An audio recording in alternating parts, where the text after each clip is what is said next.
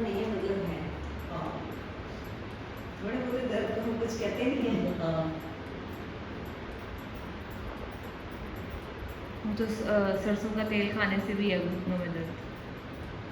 फिर जो बात मैंने बता दी, छुपाया कुछ नहीं आपसे मैंने।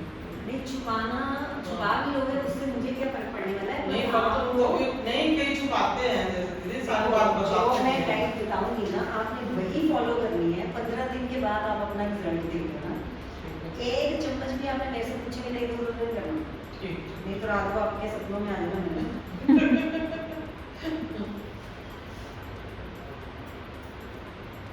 एक काम करती हूँ, मोबाइल में अपनी फोटो जगह आपकी लगा देती हूँ, फिर डर रहेगा ना। मोबाइल तो सारा दिन हाथ में ही रहता है। धीरे छोड़ दो।